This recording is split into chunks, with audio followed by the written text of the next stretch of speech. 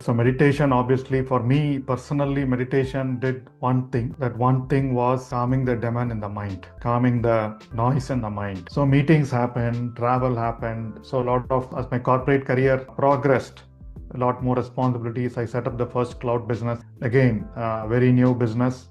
At the same time, working with the clients, working with the managers. So it was, meditation gave me that courage, gave me that confidence to kind of go ahead and do new things. In terms of healing, also, prior to that, I used to get cold every month or every other month. And then over time, either because of reduced worrying or reduced things, so I never used to get that kind of that frequency of cold. In fact, when I started off my career, so again, for me, again, all answers, every time I used to have an issue at work, at home, either with my boss or something not working fine, something I feel bad about, right? So invariably I get pointed to a book and then I open it, I read it, I get an answer. So service is that practice, a laboratory for us to see how evolved, how transformed are we are compared to others. So one thing I learned from my service and the wisdom and meditation practice is not to worry about anything. There is no need for us to worry about anything, either personally or otherwise. As long as you're open, as you are open to receiving guidance, as long as you're confident, right, things will continue to happen. You continue to observe. This whole journey has been so magical, and the essence of it is not to worry. My first spiritual book or new age spiritual book that started my journey in 2000 was The Power of Now. Now is about being in the present moment, though it took us several years to be practicing that being the present moment. And to me, now translates to no worry.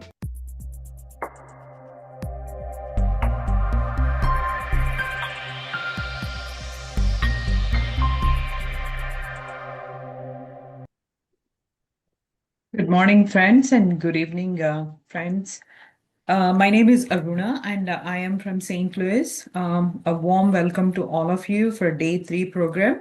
A brief introduction about me is I started my meditation journey close to 2.5 years ago with Buddha CEO Foundation, and it transformed my life. I would say a 360 degrees change in me. I started loving myself. I became the best version of myself. I enjoy the time I spend with my family and my friends. Not only that, I also understand all the thoughts, what I have is the reflection of what I see around myself.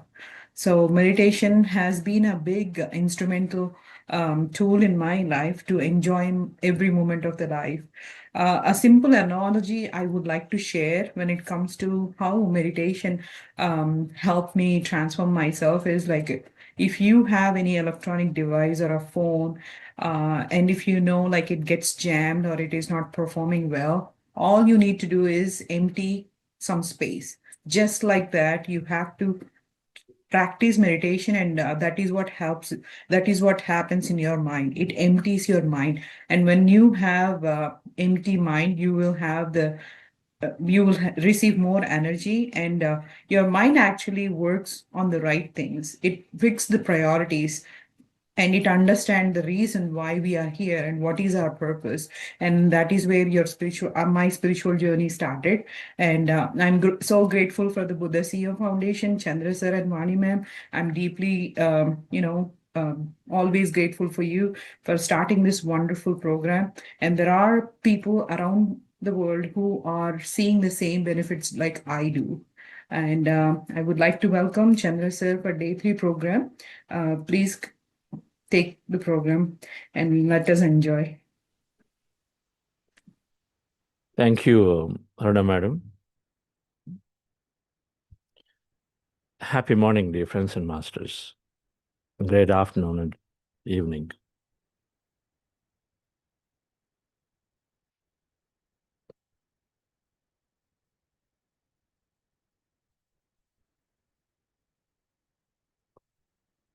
An electronic device gets jammed, and so we clear it, we service it, .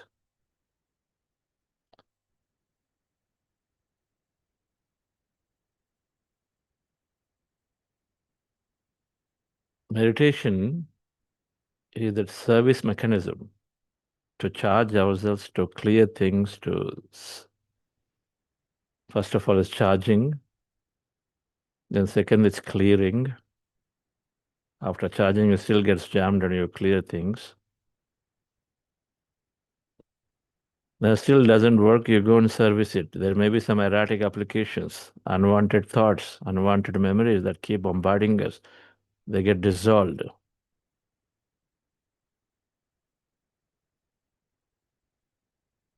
Our body servicing happens greatly when we go into this deep sleep state, deep restful state called a delta state.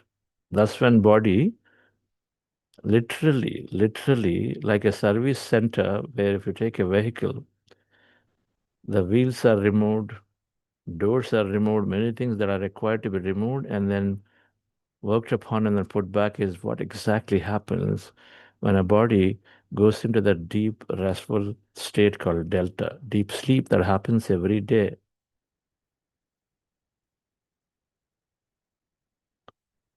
What does it mean? It means that when you look at the body, when it is in the delta state, deep sleep state, you will not be able to find any parameter that is close to what is normal working parameter, like your heartbeat, your breath rate. They all will be very erratic at that time because it's simply in a service mode. But a state is necessary to regularly service it.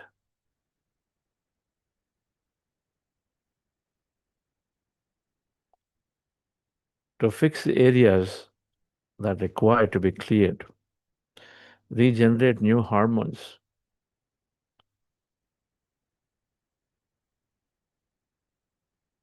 There is something called a growth hormone that gets produced when we are deeply in that restful state. The growth hormone is required for fundamentally for the entire body to work.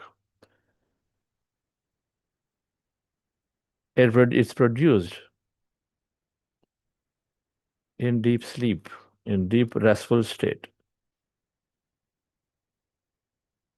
Anti-cancer hormones produced in the deep restful state. And so the servicing is without a question is essential for body. Charging is essential, servicing is essential, clearing is essential. You take a telephone exchange. A telephone exchange does one function.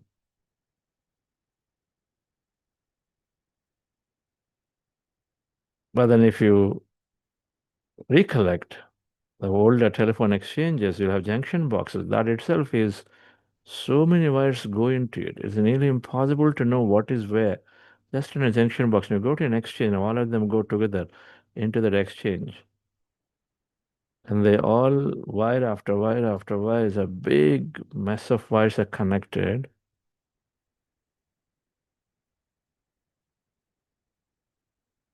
Complicated.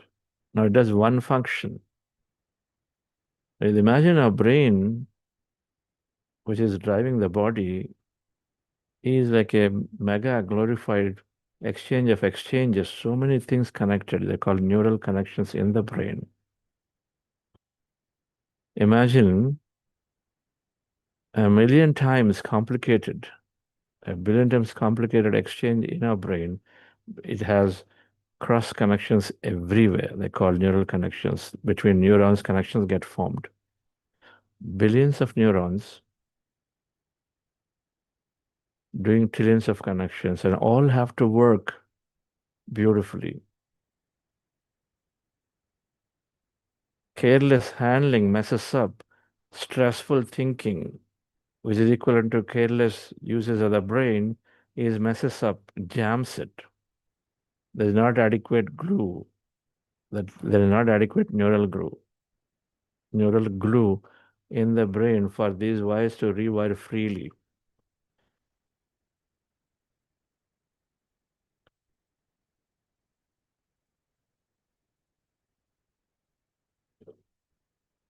And so then our brain has to be properly utilized, properly used, which means this unwanted thinking, which causes the jamming to happen. The stressful thinking is causing the jamming to happen in the brain, needs to be constantly checked and cleared. Breath meditation is resting and clearing the mind regularly. Today, post meditation, we'll understand a little bit about what this brain is: conscious mind, subconscious minds.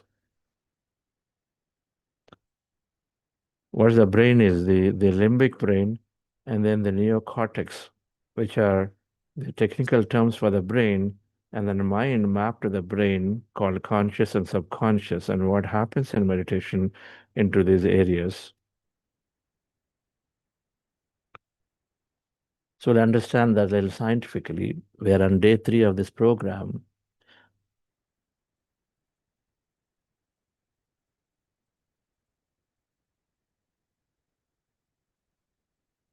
We've learned breath mindfulness meditation technique, the technique that helps us to rest the mind by just simply closing our eyes and observing the breath.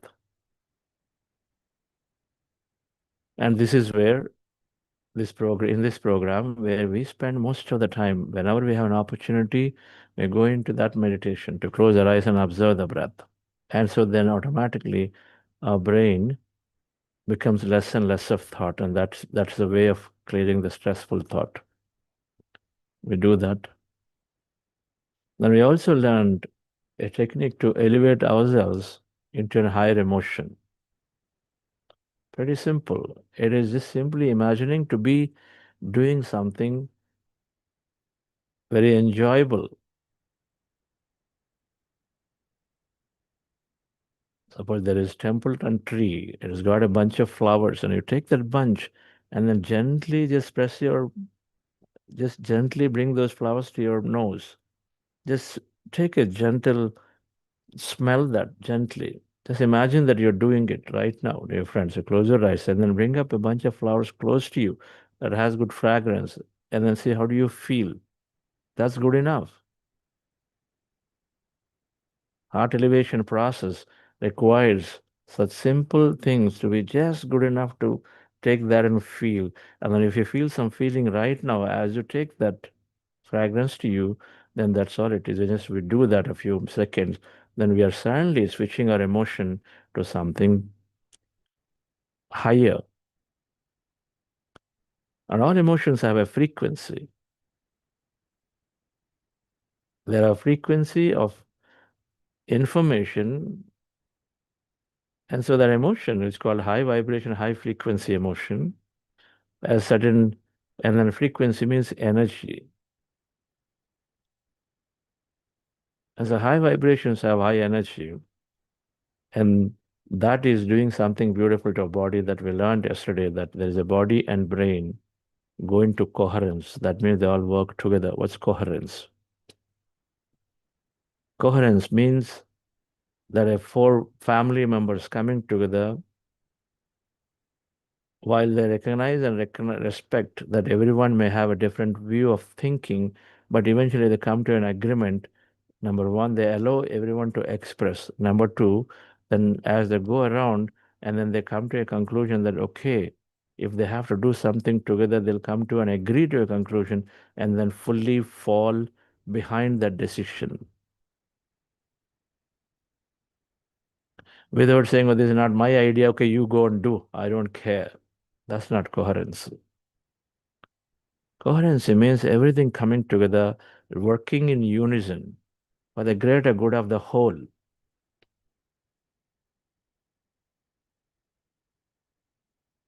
A cricket team comes together, they work for the greater good. Now, somebody may not like where they are being positioned. Somebody may not like the order at which they've been asked to come and play and bat.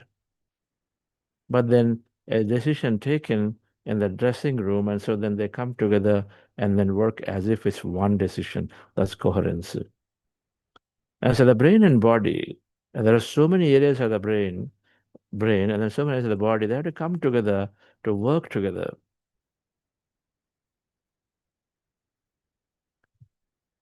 It's mind-blowing to understand the amount of cells that are there in the body. Billions and billions and billions of cells in the body. Just the brain alone has 60 to 80 billion neurons. What happens to the entire body?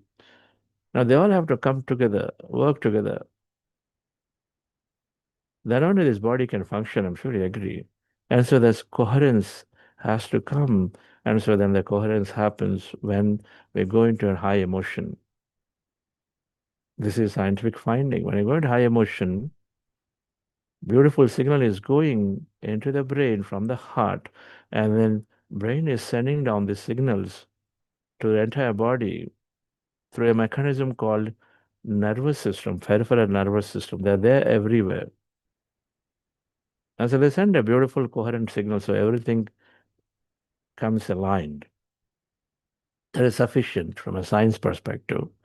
But dear friends, and so then the question and the goal is to go into higher emotions. And then this is happening beautifully through breath meditation as it helps us to disengage from the past. And then it's happening beautifully through this heart elevation process to bring up a greater feelings, gratitude process to bring up a good feeling. So we do everything possible in these next 40 days in doing the process that help us to go into high vibration. That clearing is required, the charging is required. That's breath meditation. It is fundamental. The knowledge is required to rewire greatly, differently, for the better, more efficiently. The knowledge is required. And so those are our focus areas for this program. Let's go into the practice of meditation once again, dear friends. Relax yourself. Sit comfortably. You're practicing, as I mentioned, breath meditation. The posture is, as you see in this picture, sitting down with the legs crossed at ankle, feet crossed at ankle, fingers into fingers, hands rested comfortably in your lap, closing your eyes. Remove spectacles or glasses if you're wearing and observe your natural breath, resting your attention on your nose. When you observe your breath, slowly mind becomes empty. As the mind is becoming empty,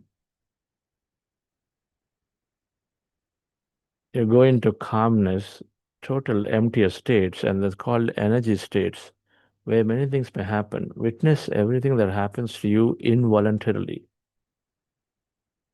That means without your involvement, if something is happening to you automatically, body movement, or a vision that is coming to you, like a dream that happens to you without your involvement, active thinking. And so then be a witness to all of it.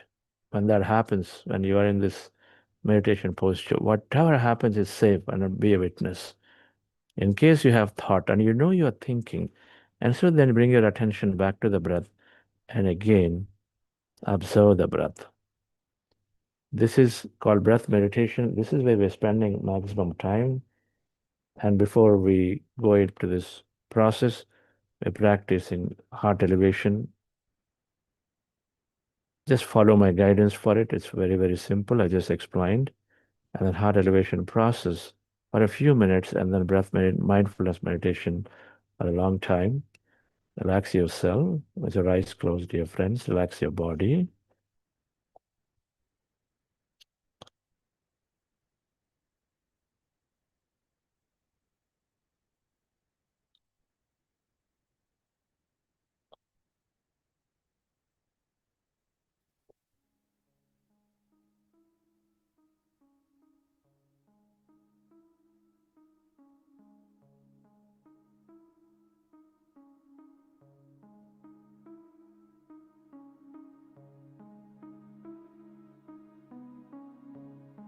Dear friends, dear masters,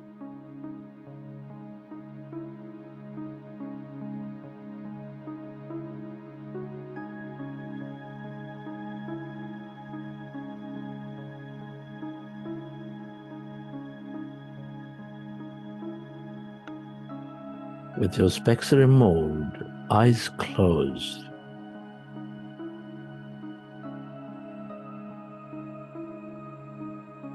keep your hands on your chest area, the heart center.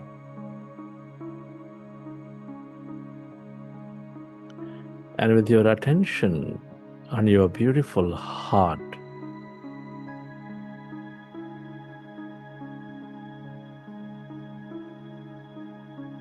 breathe into it a slow, relaxing breath.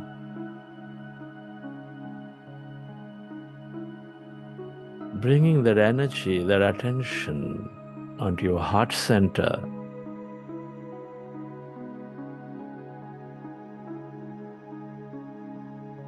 Your seat of all emotions.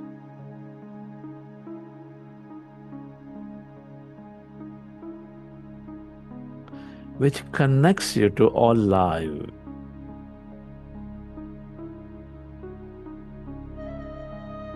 Which helps you multiply your experience of life with its higher vibrations of love, compassion, gratitude,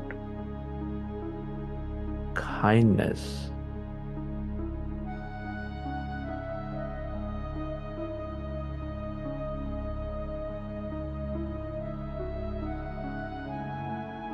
Come on, dear friends, I would like you to pay respectful attention to your heart center.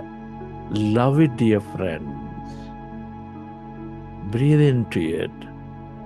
Where you place your attention, there you place your energy.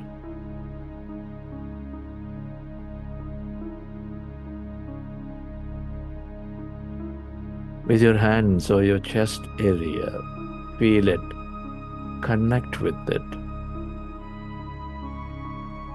Be grateful to your dear friends. Your heart knows.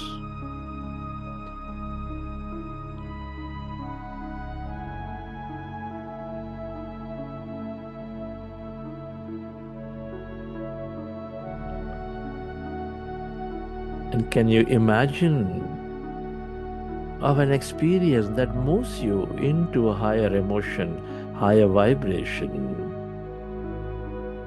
either from the past or from the vision of your future, or simply in the present?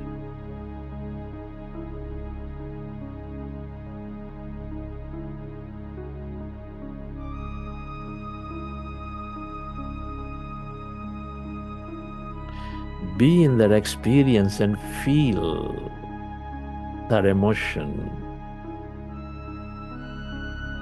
in your heart center. Love it.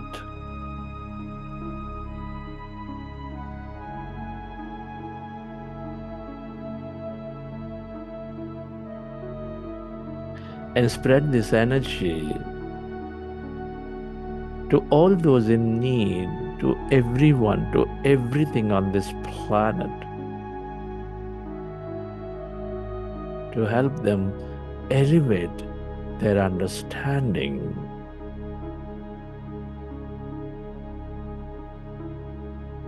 That we are deep inside energy, where we are intricately connected.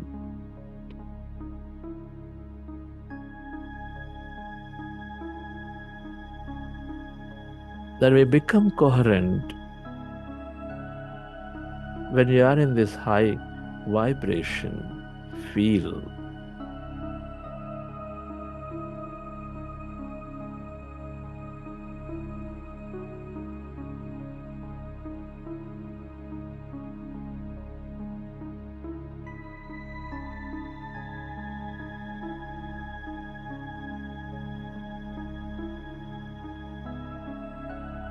Where you place your attention, there you place your energy. When you intend to spread this energy of the joy, the love, the compassion, whatever that you experience, you send that energy, feel it, relive that moment.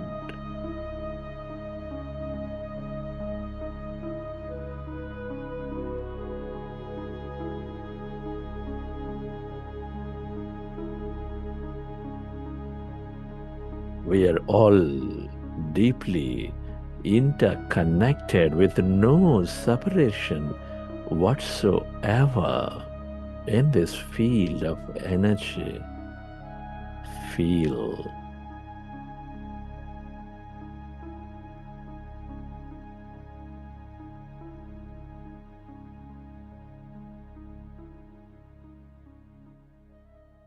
And slowly, let's go into breath mindfulness meditation.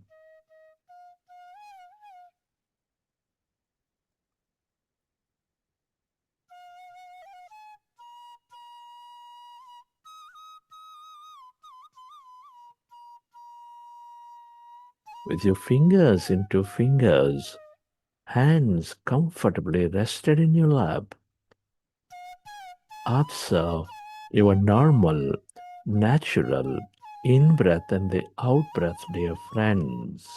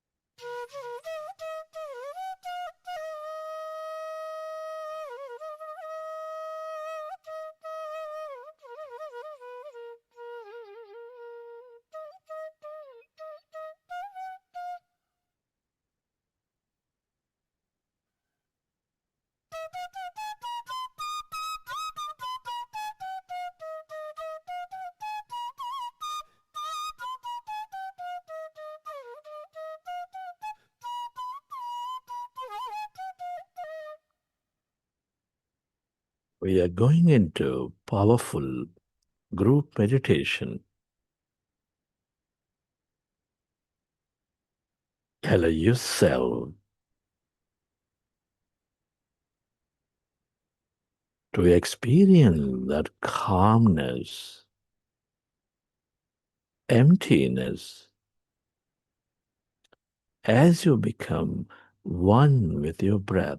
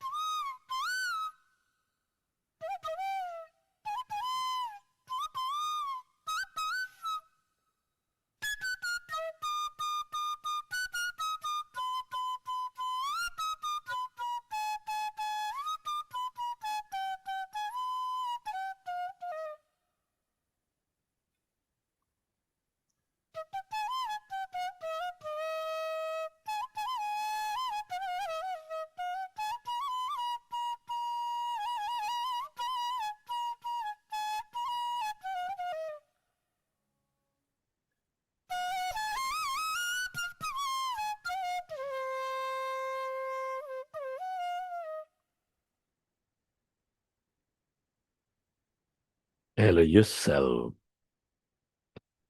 to merge into your breath and allow yourself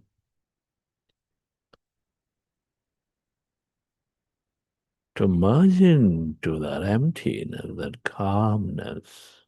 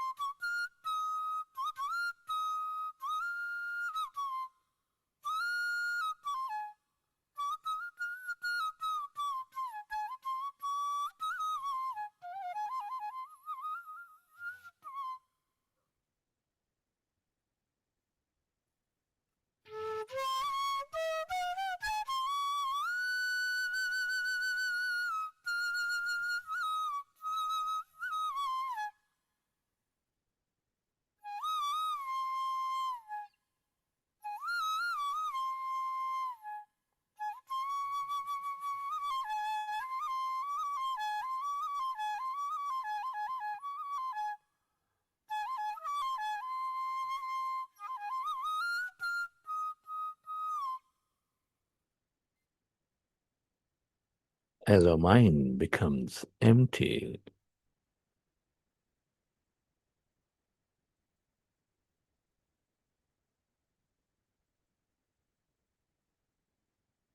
we naturally go in to the present moment,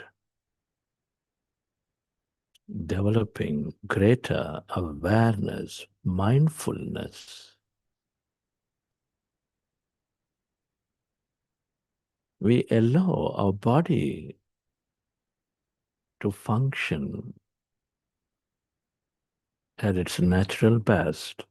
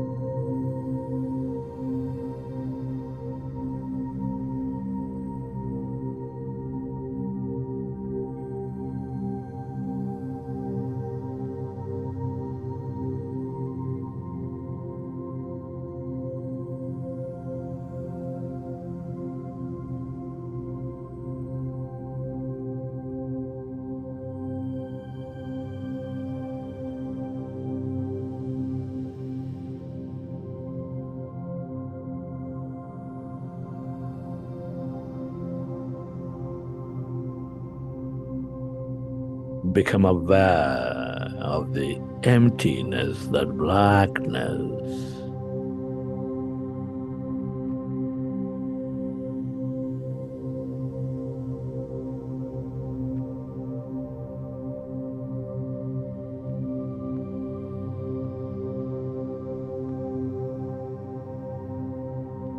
As you merge into your breath,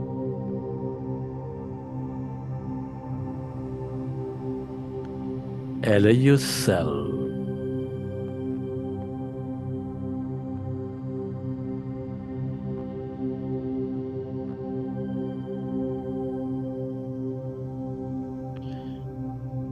to stay connected to that calmness.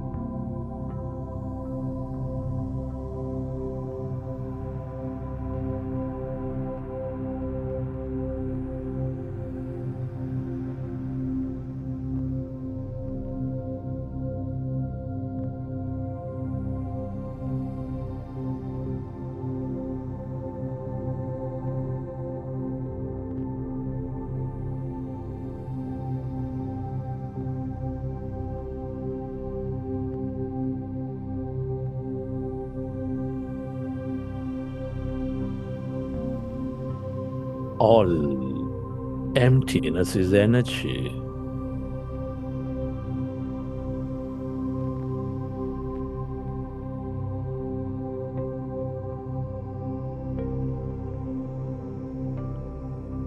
All matter is energy. And this is the quantum field of energy.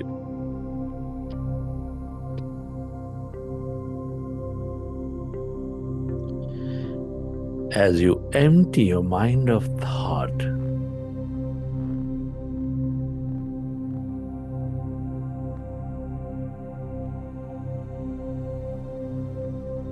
you withdraw your attention of the matter.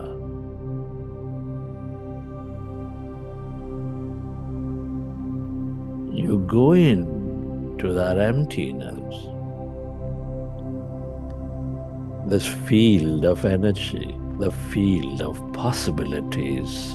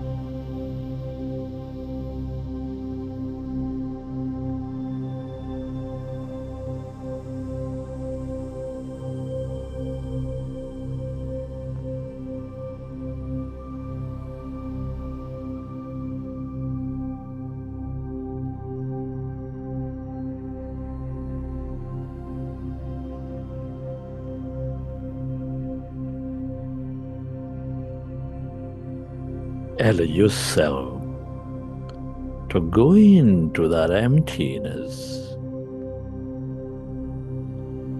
inside of you, all around you.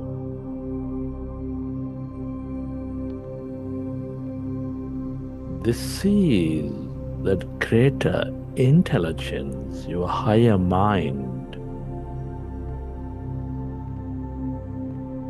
The more you are with it in this emptiness of no body, of no thing,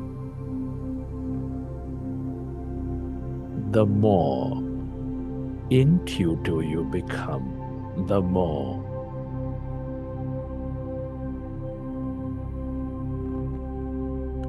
insightful you become.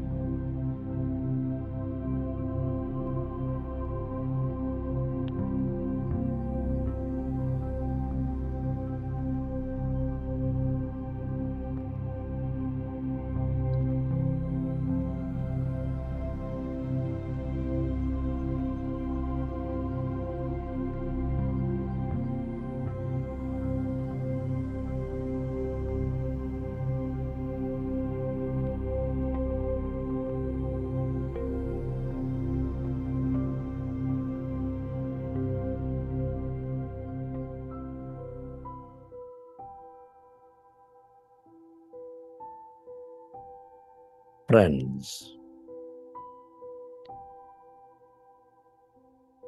it's truly a great privilege to be living this life at this time of history, exploring consciousness at this time of history. Many are not so blessed.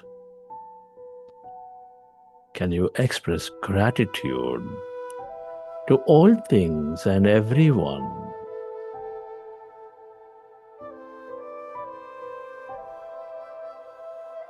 Your gratitude to your parents, teachers, mentors, to everybody in your life, your family, friends, colleagues, everyone.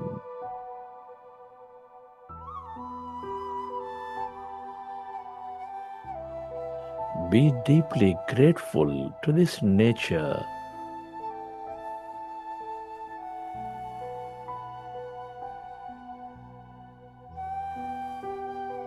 To our planets, to our stars, everything in the cosmos.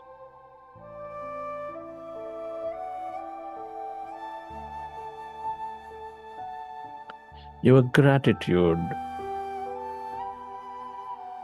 all things that we created, the technology, the system, the company, the governments,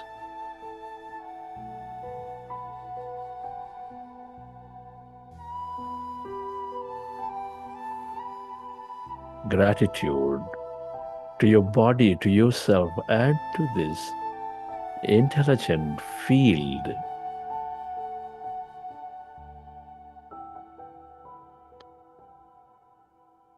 Gratitude is the ultimate state of receivership.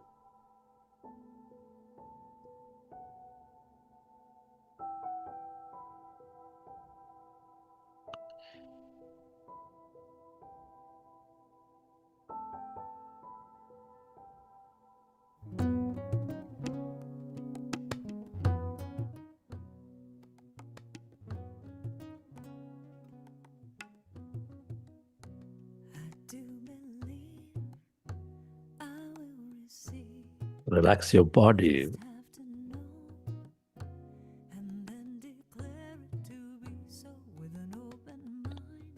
And reconnect your experiences from the session.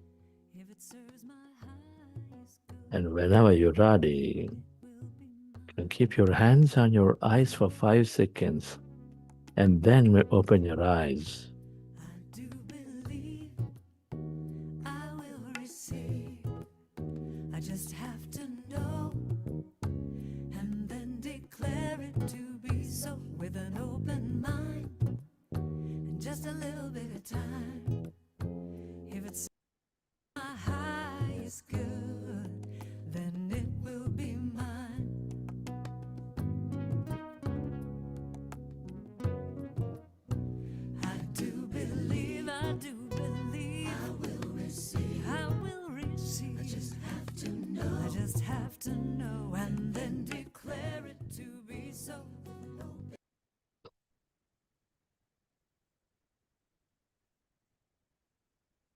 Okay, friends, hope you enjoy the session. We went for full 40 minutes and more in our meditation today.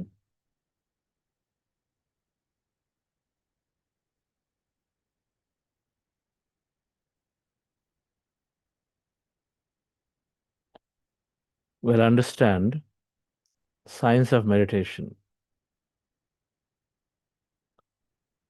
Meditation first is a process that trains the mind. It brings some structural changes to the mind. It alters the energy frequencies in the brain. And so then it has beautiful impact on the body and our creation. Let's look at this a little bit through some slides here.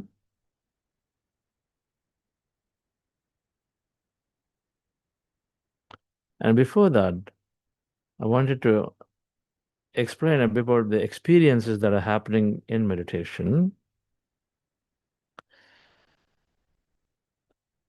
On a lighter vein, there are so many thoughts that keep coming.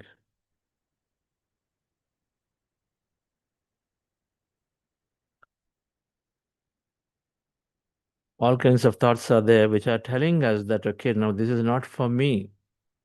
The mind is playing the greatest trick on everyone, particularly when the mind is the master of our life. We want to reverse that. We want to master the mind, and so that we master our life. And so in the initial days, all kinds of tricks are played, saying that, no, this is not good, that's not good, you feel hungry, you go here, there's too much going on, so there's no point sitting idle. Every trick is played. It's called the Maya, the illusion is trying to pull us back towards where we were. The forces of illusion, the Maya, the truth, they always are there, always are wanting to have different types of experience. And so then here, dear friends, we are determined to go beyond this illusionary nature of the mind that's pulling us back. And so then meditation, when we are able to, with determination, sit down and without opening our eyes, just sit there, first step, and then observe the breath, second step, and third, let go of yourself as you're becoming calmer. And fourth, if there are thoughts, come back to the breath, repeat the cycle. And when we do this, we go into several adventurous experiences.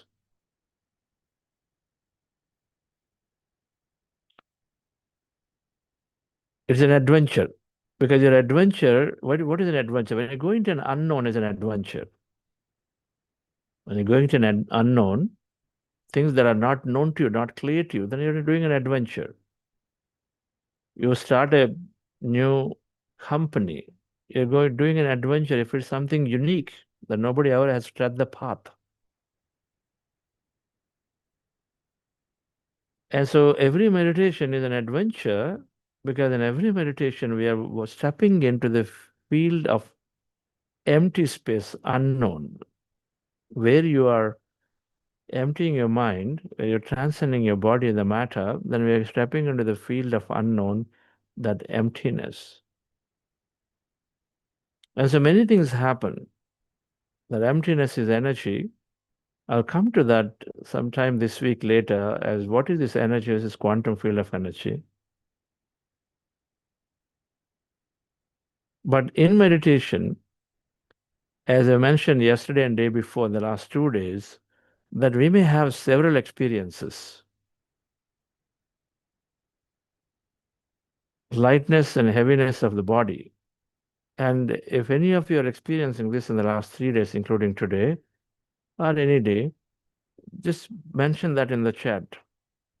This lightness and heaviness of the body, physical or energetically, this is happening. You feel that your body is lighter time to time in your meditation. Need not be throughout the time, but for some time it is. And again, you go back to normal state. Again, you find lightness again. Our heaviness, exactly opposite, where suddenly your brain is, your head is very heavy, your shoulders are heavy, your hands are heavy, or the whole body is heavy.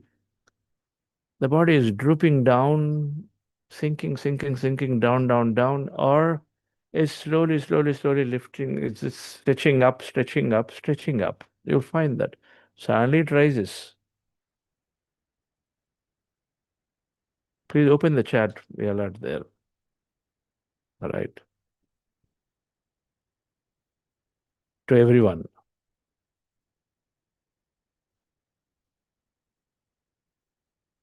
And then body movements, left side, right side, front side, forward, backward, whirling, rotating. The body may be sometimes rotating. Our head may be rotating. How many people experience our head spinning? It used to be a very, very common experience for me when I came in the beginning of meditations.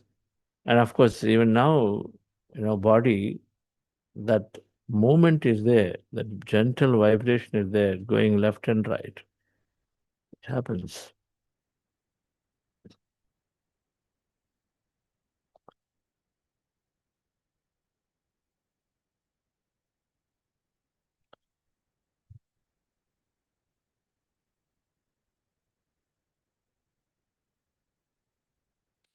And then tightness in fingers. Your fingers are very, very tight. Very common experience. Talk about common experience. There are many, many types of experiences. It'll be good to know in case you experience something that's not written here. It'll be really wonderful to understand, because the field that we go into, that empty space, is infinite frequency. So many things can happen. So we're experiencing energy, we're experiencing a mind body, we're experiencing an intellect body, Buddhic plane, it's called a mental plane, Buddhic plane, and then bliss body.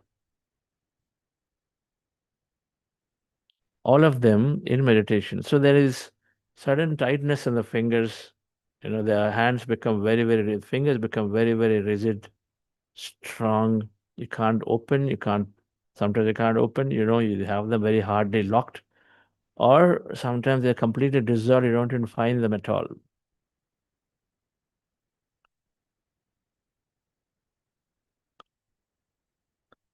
Is the chat open to where everyone can communicate with everyone? Is it open? Who is the tech host? Yes, sir. Okay. And so then, whirling and floating sensation. There is that where your body is intact, but then we are feeling something is rotating inside the body. How many people felt that? Inside the body, something is rotating. Now, there's some energetic forces inside. We call them at some level chakras. It doesn't matter. Some force is there rotating inside, dancing inside.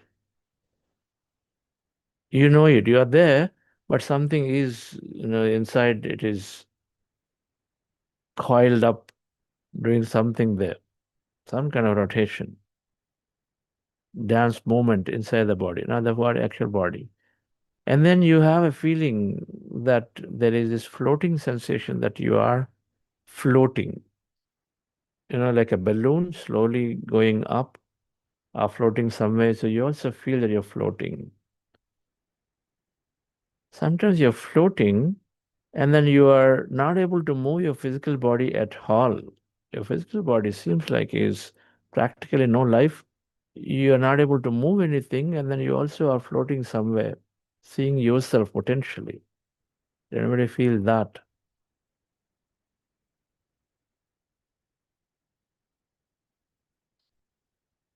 Then seeing colors and visions is called mind body experience, where we are seeing many, many visions and colors. Visions means nature,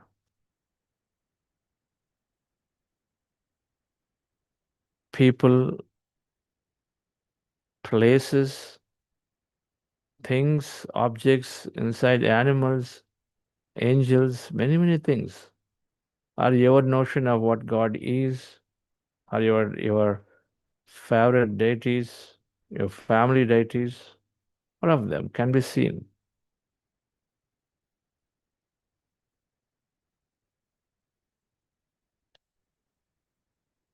And then, of course, we are experiencing sounds and smells, whatever that we have, the five sensory perception related.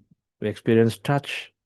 Sometimes some people say, okay, something has touched me on my head or my shoulder, or my back. Gentle touch could be experienced.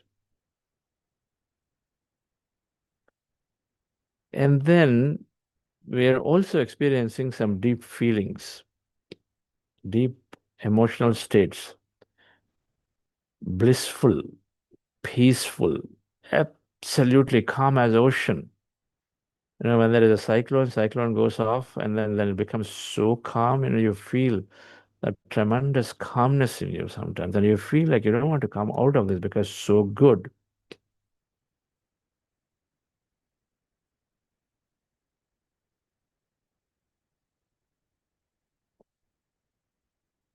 These experiences come and go. If you experience something today, it is not necessary that you experience that tomorrow again. Meditation experiences are unpredictable.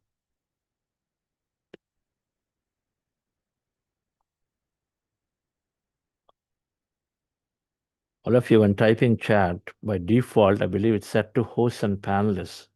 If we change to everyone, others also can see that.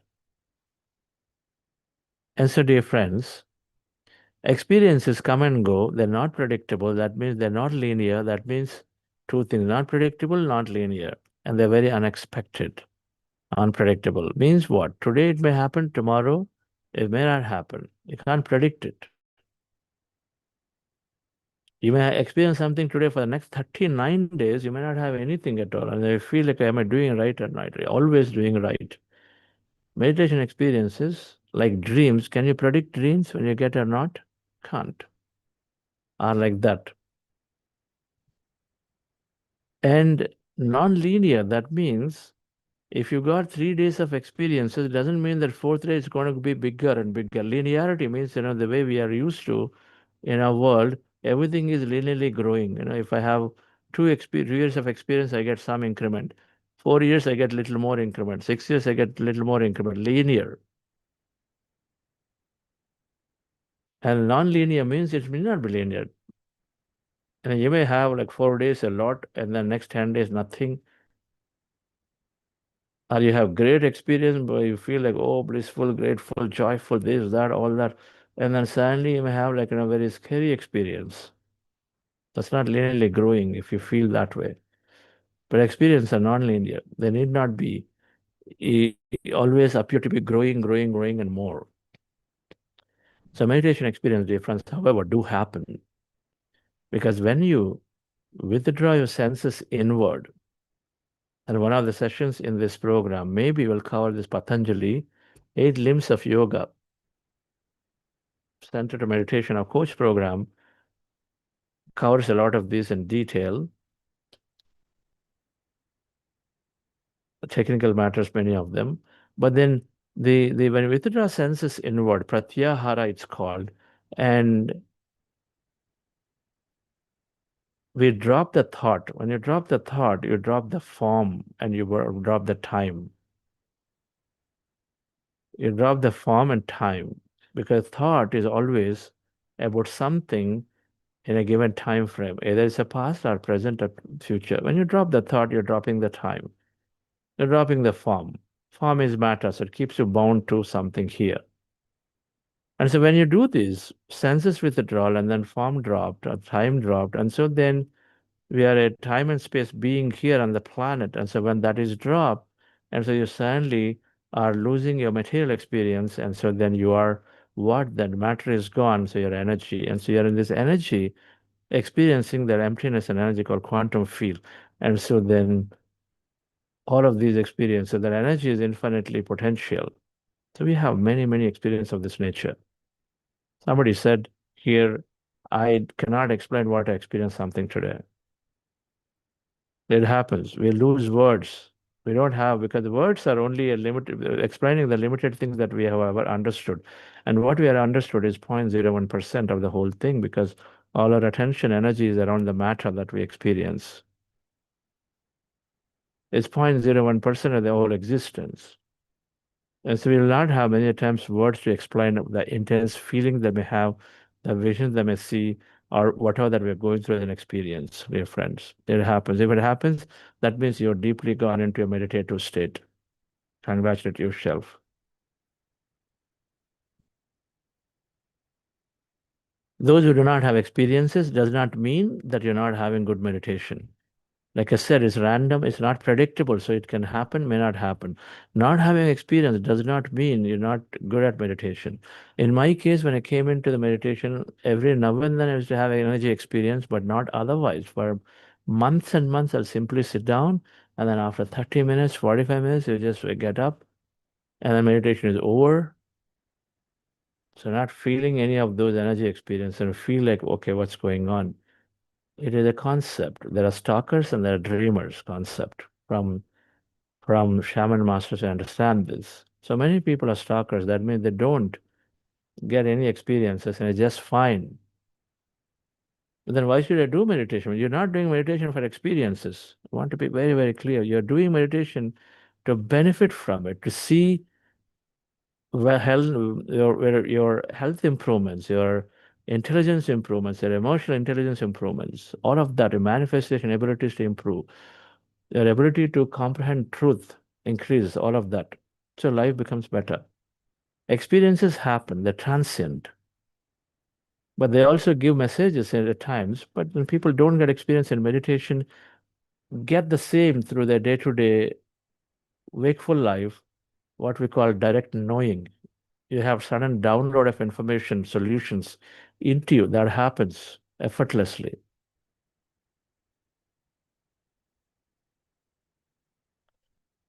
And so when I do have these experiences, what do? You simply observe them and during your meditation. Do not analyze them, interpret them, observe them. Do not interpret and say, oh, 1 month ago this has happened, now it's happening again. Don't do that analysis. Then you are out of meditation. You simply witness it. This is one of the trainings we develop. A training we develop is to observe the breath, and so automatically we go into empty state. But in empty states, when there are energy states, we experience something, we develop a training where we simply observe it. It takes time to train ourselves. That's why these 40 days are important. To train ourselves to not analyze anything that is happening in meditation, simply be a witness. Do not get scared, do not get overexcited, but just be there as a witness. And then you come out of meditation, then an experience reveals something to you, take it. It means something to you. It tells you, oh, go and then meet this person. Okay, apply for this university. Apply for this job. Okay, do these 3 things. Do it. Or symbolically, it shows an eagle. That means, okay, increase your vision. There's a lot of knowledge is required to interpret them. And so we suggest you read books. And the day after tomorrow, we're going to recommend a set of books to begin with, to read. And in case an experience is something you don't understand, but you feel something important is there, it is something, okay, the snake is showing up every day. I don't know what that is. Write it down. Until the time as you increase your knowledge, as you continue to listen to others' experiences, someday you're going to have a revelation of what that means. And so then you'll utilize it then. But it's fine. So if you don't know what the experience is, but you feel there is something important for you, write it down. And then if there's an experience that has no relevance, is not important, you don't feel any connection, just let it be. Experiences are not super special anything. They're like normal events happen in day-to-day life, wakeful time. So it is the case in this quantum field that you notice many things, dear friends. Okay. And so let me quickly move beyond these experiences towards meditation is very holistic and it helps in everyone, all areas, helps everyone in all areas. Physical quotient, you move from stress to joy. Intelligence, fixed mind to growth mind. We'll cover all of them, each circle week after week. Emotional intelligence, earlier we were blaming, complaining, now we're going to more ownership mode. You stop blaming, you stop complaining. This is one of the big things. When I came into meditation, I was listening from Patricia, no complaints, no judgments. I said, what? Only thing I knew it was to constantly judge, constantly complain about somebody and something and the system and then politics. Everything is a complaint. He said, no complaints, no judgments. And this is the training. And then today, and then a few days later, a few weeks later, and then subsequently the whole lifelong training is to become that truly and truly. When you don't complain and blame and judge, that means then you are owning things, you're recognizing, and then you're owning things through the different principles called thoughts create reality, called what is happening to me is drawn by me, and many things. So emotional intelligence is greatly developed here. We stop blaming, and then manifestation abilities called MQ is greatly developed. We move to an abundance consciousness. When you understand the concept of quantum field, abundance, then the whole infinite potential, then we understand what the abundance is and why it is there. Then meditation is also is making us more purpose driven, more meaningful life, not erratic, random life that we're living.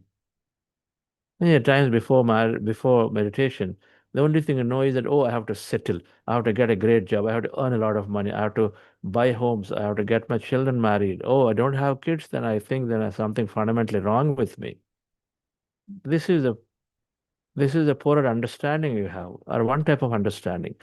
With the wisdom that we understand that everything is an experience. People with kids, people with no kids, just fine, absolutely fine. There's no difference with them. People who are rich and people who are poor, no difference at all. We'll understand this.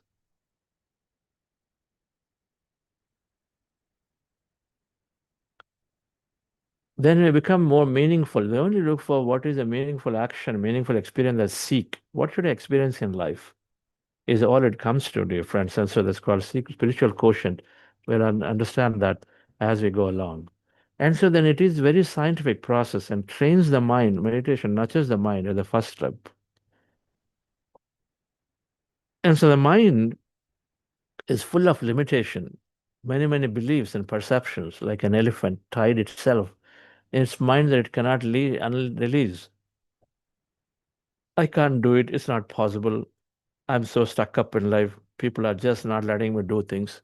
Constantly have so many things in my mind. I'm a very unlucky person.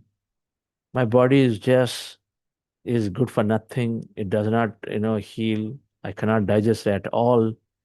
These are sentences we use. A thoughts create reality means that we continue to create that thing constantly just by using those sentences called personality, our limitations. And the second aspect of our mind is restlessness, jumping thoughts, erratic thoughts, random, like a monkey mind. You sit down in a meeting, you're constantly thinking, can I open my mouth and speak? Will I be taken properly? Or will I look bad? That is the after speaking and say, hey, did I speak right? Did I satisfy my manager? Did I do something wrong? Before speaking, we have problem. After speaking, also we have this own thought, going, anxious, constantly worrying about things. And so then it's called restless mind, dear friends. So many thousands and thousands of thoughts that are negative, restless. And there is a third aspect of the mind, which is a disconnected mind. A mind that's totally disconnected. That means many times we're not even aware that there is something called miracle, something called possibility that are there waiting to happen into our life, that if only we know how to tap into them. An intuitive mind, which is there, but we are completely disconnected. We think intuition cannot be developed and it just happens to us, but it does get developed. It can be developed. We are disconnected from this intelligence. There is something called this quantum field of intelligence, or in spiritual language called the soul nature, a consciousness. And it's removed from the textbooks about 300 years ago, so then everybody completely took it away. Some religions, of course, talk about God stuff, and so then we have some belief, but do not necessarily understand this. Only it's a belief, it's ritual. But now you can a little bit understand this through science. There are field of possibilities, an energy field of possibilities that things are happening to us constantly, an intelligent field. As we're disconnected from it, thinking that I'm like here in this body and whatever I have is a skill and then I have to do with it and struggle with it and then figure this out. Some people have a golden spoon, some people have great intelligence and so they're good. I'm like this and this. This is a kind of understanding. But then, dear friends, when we slowly unravel the concepts, we recognize that there is an intelligence that is there constantly, guiding and helping us. And it is only a thought away to seek its help in an appropriate way.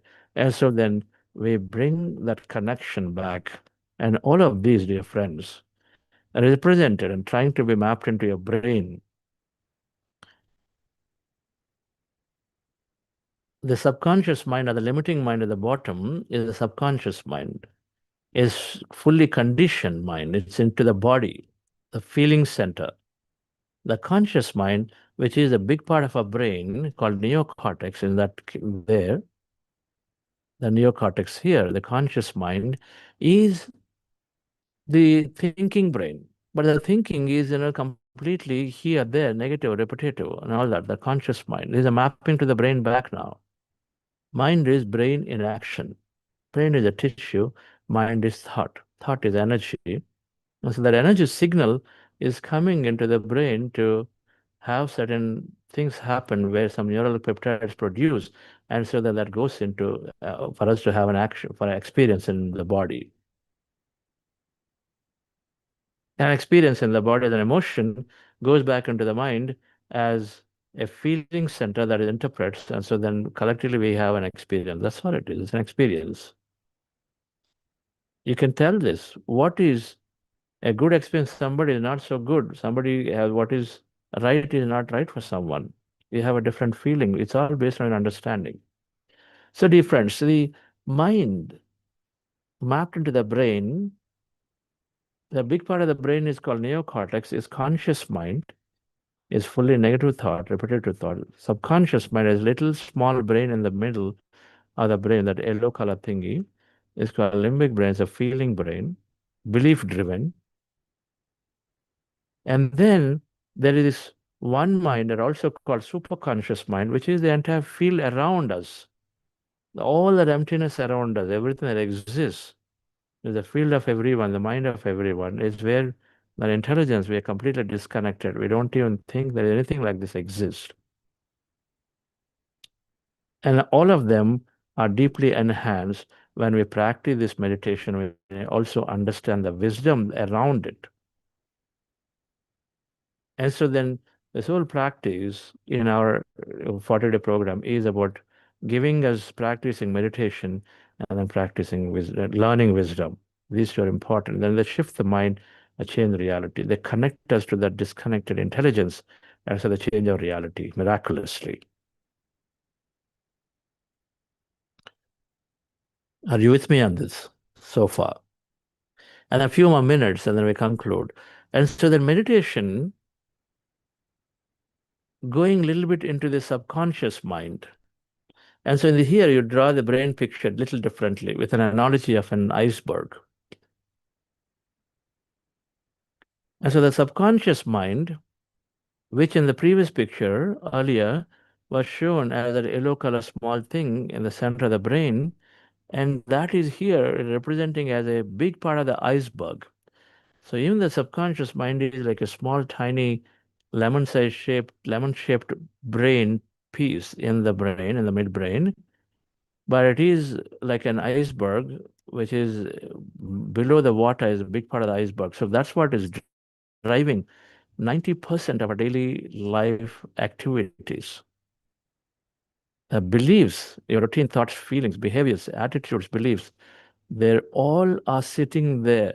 They call long-term memory with the feelings and associated with it. For example, you have a belief that when you come home, it's a painful process because all the time there is kinds of altercation, there are disturbances, there are arguments, and so then by default, every chance, then you have the belief and you have a certain behavior. Anytime you have an invitation, anytime you have an opportunity, you're not coming home. Instead, you're trying to go away and spend some time elsewhere, because that's a default behavior, because you already conclude in your mind that the time at home is not that great, or vice versa. I go home, it's great, it's joyful. I have my garden, I have to spend time. Or this office environment really is such a strenuous thing. And so, yeah, that feeling. So by default, you find every opportunity to slip away from office, go to home. That happens default. You don't even realize, but it happens automatically.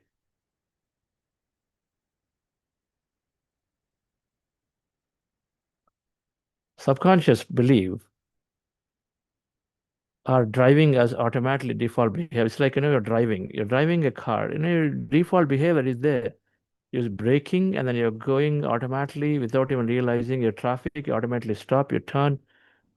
You go to office after 25 minutes, 30 minutes, you say, oh, I've already reached office. I don't even remember what I did. That's the default, isn't it? Many a times we drive to work without even knowing what we did. That's default behavior. Many times you get up in the morning and then you're already at the dining table. 35, 40 minutes have passed. You didn't know a thing about what you did in the morning. That's default behavior. And so the subconscious mind programs, which is driving us, must be looked and then changed. And meditation reprogram the subconscious mind programs. Saying that I'm not good must be reprogrammed. Because if you say you're not good, you're not going to go and approach those what you think are intellectually strong, which require more intellectual capability, and say, oh, I don't know, I can handle it around. No, no, no. Oh, they are very, very intelligent. I don't think I can be there. And so you automatically pull back from opportunities, and so you pull back from experiences. Then knocking on your door, somebody is coming and saying, hey, go and take this position, but you are just withdrawing and saying, no, no, it's not for me. And so then we miss an opportunities different, we miss an experiences when you have these limitations. So meditation is reprogramming the subconscious mind. And meditation is enhancing the conscious mind by reducing all the thought. So your willpower, your reasoning, your learning and decision making, many things increase, right? And the third thing, before we conclude this session from a science of meditation perspective, is that the brain waves, they looked at another way. Our mind has thought, right? It's full of thought. The thought that is there are graded into frequencies. They're all into different frequencies. And so brain waves, the thoughts are measured and they're very, very low frequencies. That's why you need a very sensitive equipment. And these are measured through EEG, electroencephalogram, which is what is plugged in when you're going to a hospital. The first thing there is EEG. But these days, many meditation devices also, like the headbands, and then there are sensory diodes that are there. Sometimes you see. They're also, I'm simply measuring the brain impulses from there. This tune into these frequencies to recognize and say what thoughts you have. And so then the thoughts are of different frequencies, and then the ones that are the most common are stressful thought, called 20 to 40 hertz frequency. They are into called high beta state, stressful. This is where most people find themselves. This is where most of the day is spent. In the beginning of the day, somebody, as soon as you wake up, you may be in this alpha state, in the beautiful state of alpha, which is the ideal state for learning, ideal state for many solutions to come. Fast learning and solution state is alpha, which is what will be in the morning when you wake up. But then as the day goes along, and for many people it's stressful, as soon as you wake up and you open your cell phone and look at your email, check it, and then respond, and then all the triggers, alerts, there you go, you already gone to high beta. Suddenly you shifted from alpha to beta. It's not a great thing to go on looking at email and all of that early in the morning. Utilize that time for beautiful things to nurture the mind through meditation. So the stressful states come down with meditation. The arrow is pointing down. So when we meditate, and there is a conscious mind where you are stressful and focused attention state. Focused attention is good. Right now, we may be in a focused attention state. We could be in the fast learning state, alpha, because we just meditated.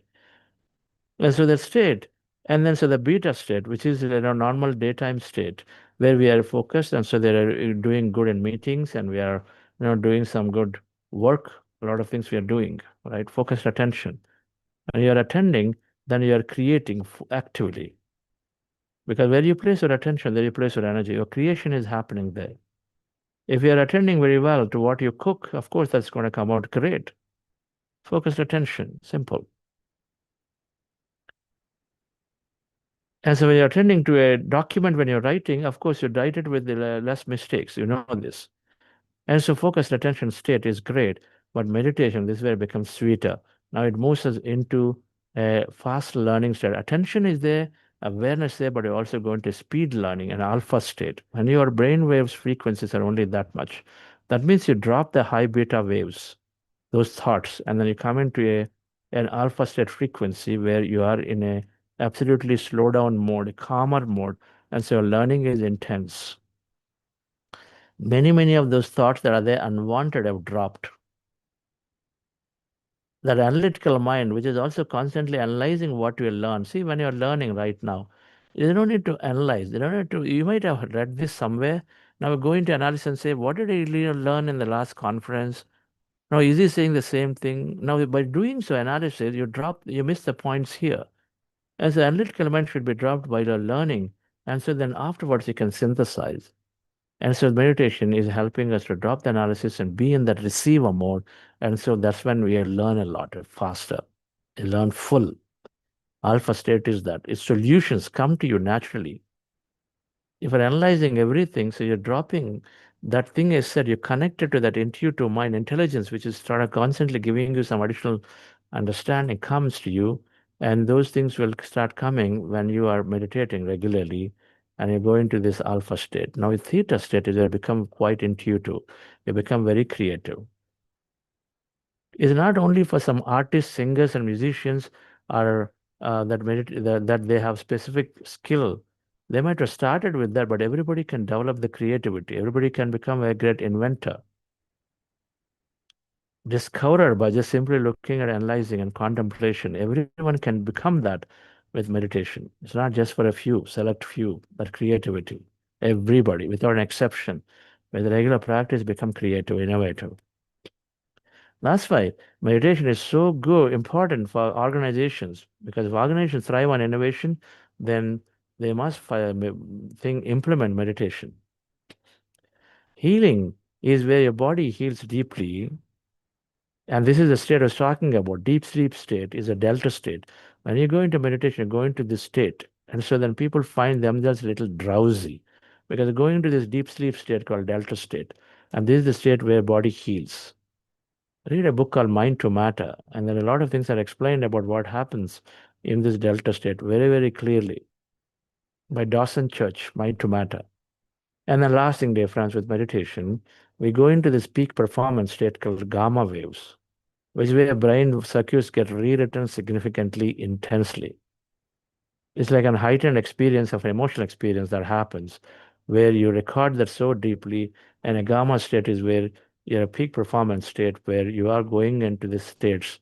During meditation, that means you are learning intensely something, some experience is deeply connecting to you like a bliss experience.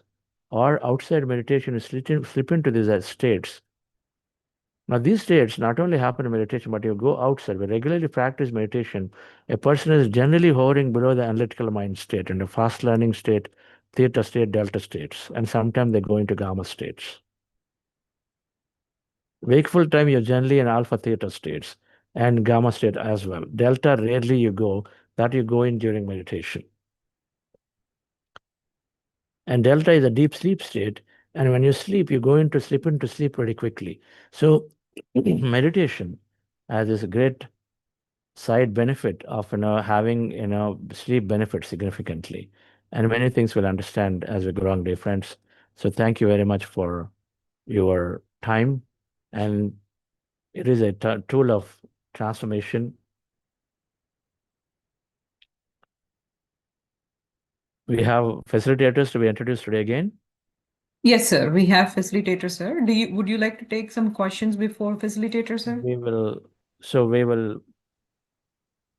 it's 7:40. We will introduce facilitators Okay. tomorrow. All right. Okay, sir. So Okay. thank you very much for joining, dear friends. And as always, we will spend some time on Q&A after this formal closure. So thank you all and a wonderful day. We'll see you tomorrow. Again, tomorrow, one of our mentors, Chief Mentor Padma Shri Karthikeyan sir is joining to give his message. Former CBI Director, amazing master of meditation and spirituality, and to listen to his messages, and then we'll do Q&A during the post-meditation hour. Thank you all and have a wonderful day. After a short break, we'll take on some of these questions. Those if you wish Okay, to, sir. we'll do.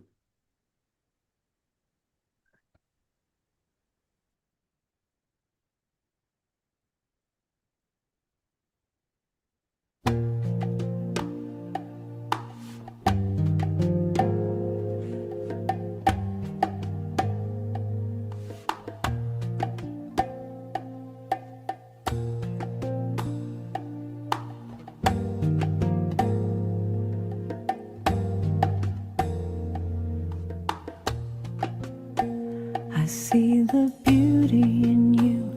I see the power in you. I see the greatness in you, and so it is. I see the child in you. I see the sweetness in you. I see the softness in you, and so it is. I can see it. It's right there before me. I can feel it deep in my soul. I just know it, that you are an angel full of magic and power and pure sweet love. Okay. Yes. So, there were questions when we were asking them about how they felt, what are the experiences they're experiencing during the meditation. Shall I read it to you, or Yes. do you want to go with it? Okay. So one of the sir, his name is Jay Krishna. He said he felt lighter, had head stretched from straight to upward, then brought back. Seen universe moving on my forehead, seen bright light. Body doesn't move at all throughout the meditation. At one moment, he felt like he's playing with his mom, who is far away from him. Great. Congratulations. Everything you mentioned. Is there a question here? Or just share his experience? Yeah. It was a question like I felt like I wanted to give it to you, a thought about the body stretching and Yes. So it's a wonderful experience. Congratulations, because these are all body stretching is a common experience that happens. And then seeing people is happening always, or rather, sometimes for people, we do see people, we do see masters. We converse with them. Sometimes we simply see a figure not clear. Sometimes it becomes very clear, you know who that is. And sometimes then you start corresponding, conversing with them. They're telling you something. You can't hear, but they tell you something. So many things are possible, right? And another question, sir, by Nivedita ma'am. She said, doing meditation, I find myself drifting into deep sleep. Is that a common experience? Drifting into a deep sleep state, right? Yes, drifting, as Yeah. I mentioned in the earlier slides. We go into the delta state, which is like a deep sleep state. So it is very, very common. We're going to a deep relaxation state, which is that deep sleep state, theta to delta. Many times we think it's sleep and it's not sleep. So what we say is do not judge and do not conclude and say, oh, I slept today, and so then I didn't get any benefit of meditation or whatever. We avoid that, because what we conclude is what we continue to become, experience it. So slowly we understand this. But we say, yes, sleep or no sleep, doesn't matter. So go there, just be there in that state and then experience it. That's all. And Sudarshan Rama Ramayan, he has a question about how many seconds does the experience, or how many minutes or seconds an experienced meditator will go in a thoughtless state. And he also said that he haven't experienced any energy flow during meditation, and he only remembers bringing his focus back to breath. And is it happening? Thoughts are happening. Is it due to the activities we do over the day and also stress? Yes, thoughts are happening due to stress for sure. Stress means you're worrying about small thing to big thing, right? Either of the past or the future. Although we know that they have no use. And since there's no awareness, we continuously be in this past and future thought based on certain experience of the past. We call beliefs or memories. And so then meditation, it is the process of meditation to clear all of it. And as it clears, and then your thoughts become lesser and lesser. Doesn't necessarily mean that when you sit down for meditation, you will not have any thought at all. They are there. I mean, they are there to create life, and so they will continue to come. Even if somebody is not bothered about past at all, but then they have a future, and so they think about future, so it'll keep coming. Right? So thoughts will come. And so there's no measure of how long it may take for an experienced meditator versus non-experienced meditator for them to calm down. And there's no measure will it stay in that calm state for too long or too less. There's no measure. It's all random. It's unpredictable. It may be there for a second. It may be there for like a minute or no full 30-minute duration. You're completely zoned out. You're in an empty state. It's possible. Thank you, sir. The states are random, and there's no way you can try to put and say, oh, today I've been done too much of activity, and so then today meditation is going to be not that good. There's no need to have any kind of analysis whatsoever. The analysis, we keep it aside, and the only thing we do is, okay, so I'm going to go, I'm going to practice, and I'm just going to rest my mind for some time today. That's all. Thoughts will come. You don't try to change anything in your day-to-day life. Automatically, you will start noticing a regular meditation will automatically bring some changes in your thinking pattern. The stress will come down anyway. And so you become calmer, and so then that feeds into meditation back, vice versa. And may not feed also. So we don't analyze. But meditations get deeper and deeper and deeper with practice, like anything. Your driving gets better and better with practice.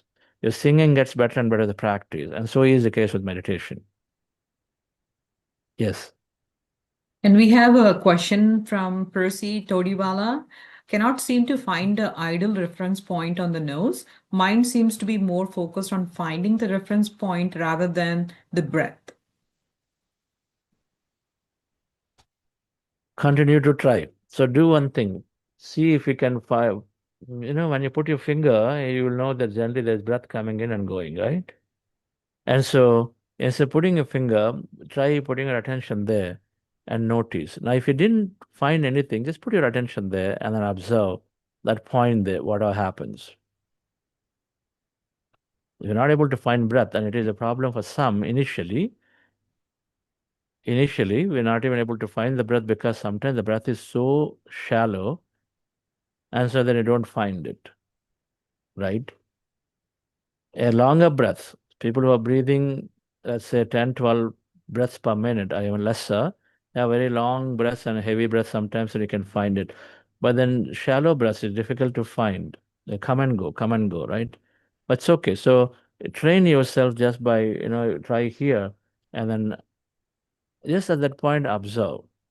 Whatever is there, if nothing is, it's okay, observe it, that's all. Just be there. Of course, you go into thought, bring it back again that point. Throw into thought, bring it back to that point. That's the whole training, right? Just do that with your eyes closed. Okay, if breath is not there, don't try to find it, and so just be there, attend to that point there. And at some point, at some time in future, suddenly you notice some air coming in and going out, and become sensitive. Okay, but by doing this, your thoughts will come down. It has a natural effect of thoughts coming down. As thoughts come down, your sensitivity towards your breath and body increases. And so then slowly, in due course, you will find your breath to begin with. Okay. And it also dissolves after a certain time. So breath is only in the beginning, by the way, for anyone in the meditation. But after a certain while, as you attend to the breath and slowly, slowly, now breath suddenly starts transforming, becoming very lighter and very shallow now. Long and heavy breath will become short and then light breath. And so slowly, slowly, slowly, slowly it diminishes also. And so then you have nothing to there, observe there. That's the time you're going into empty states automatically. Okay. We have one question from Sindhu ma'am, sir. We do heart elevation process for a few minutes and then go to breath mindful meditation for a longer period of time. What happens when we do a regular long duration of heart elevation process? And she also has a question about how can we stay in a gamma brainwave state all the time? The brainwave states are equivalent to your experience of meditation, not something you can control and direct. As you become a very, very senior master meditator with awareness in your field, but in normal cases, for all practical purpose, we assume that they come and they happen as you regularly practice. The states happen to you. Certain methods are there to move us into, let's say, an alpha state, De Silva method, which are an active mind process to go into a specific state and then be there. And so definitely some methods are there to practice. And then so is the case with breath meditation. But breath meditation is helping you to hover into many of these states depending on what is appropriate and right for you. In breath meditation, where your goal is to empty the mind, and then which state to go depends on what is most important, appropriate for you, is driven by this intelligence.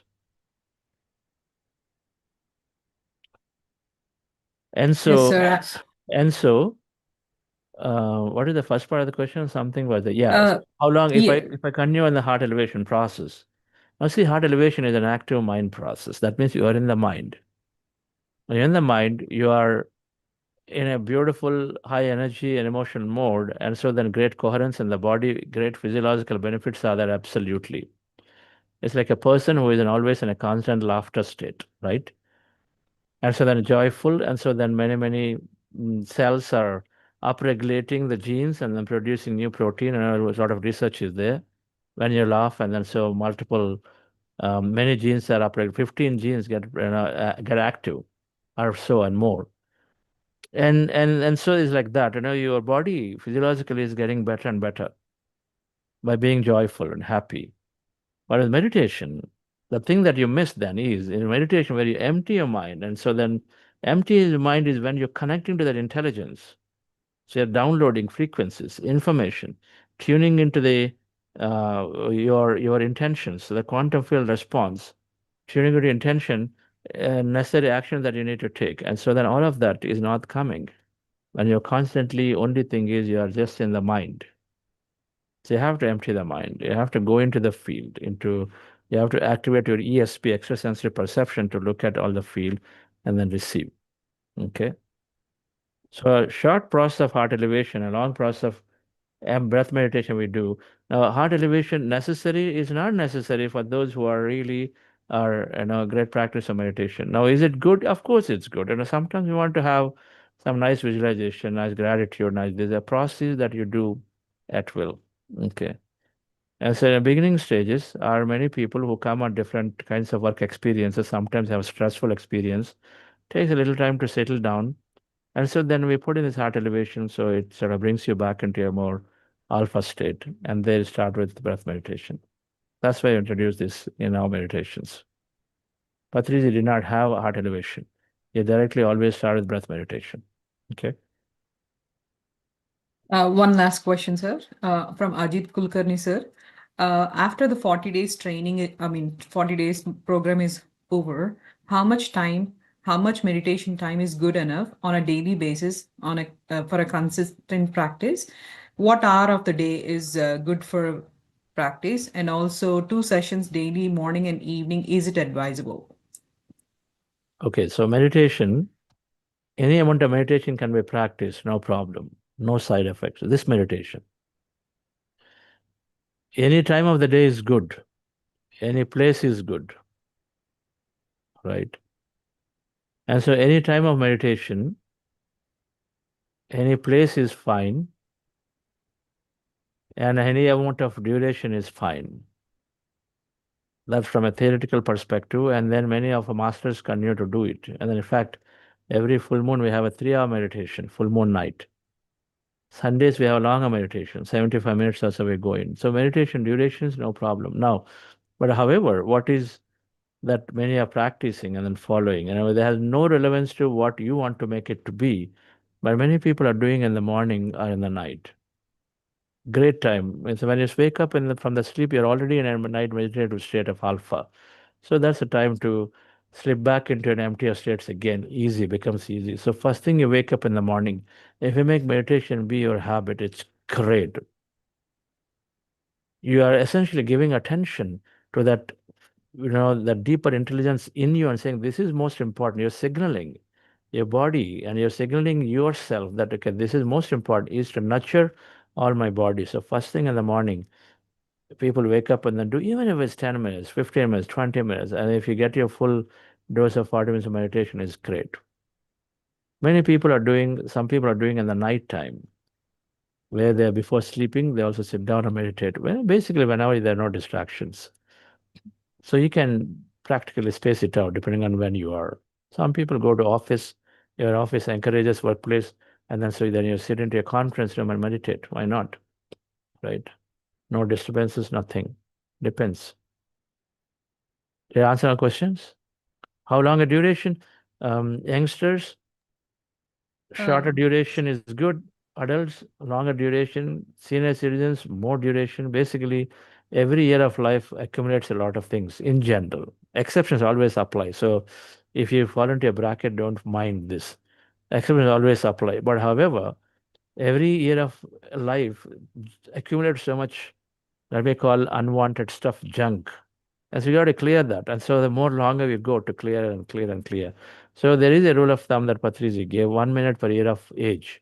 20-year-old 20 meditation, 30-year-old 30 meditation, 40-year-old 40, 60-year-old 60, 150-year-old 150 minutes. Not necessary.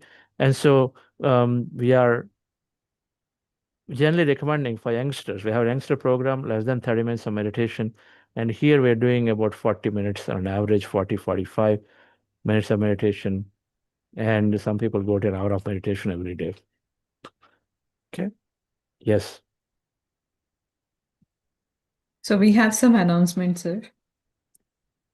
Yes. Okay.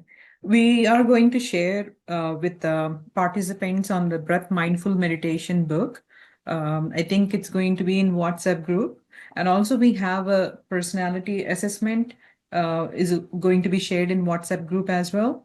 And then I think Vignesh sir actually shared the information about the Buddha CEO Foundation phone number. If anybody has any questions or concerns, or they can reach out to the foundation. And we will have the facilitators intro tomorrow, sir. Yes. Someone will. Okay.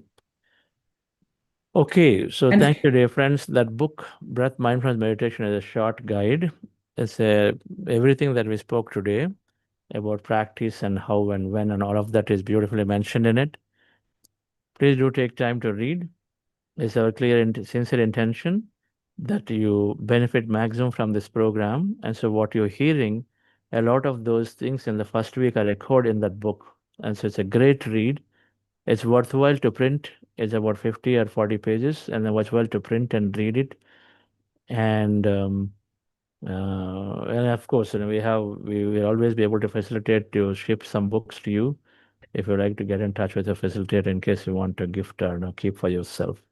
But it's a simple read, so it's a free book we're giving, so read it. Thank you. Thank you all.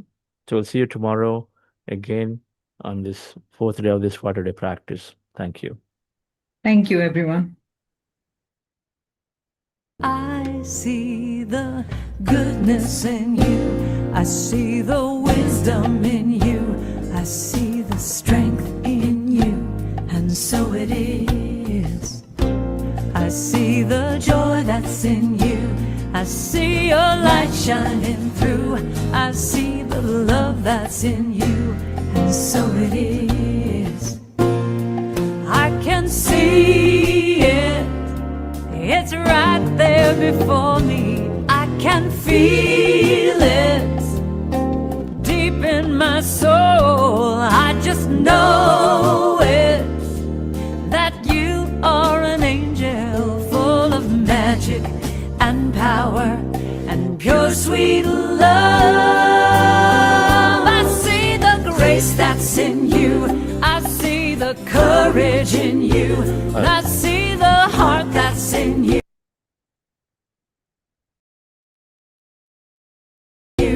And so it is. And I see the beauty in you. I see the power in you. I see the greatness in you. And so it is. I see the beauty in Thank you, everyone.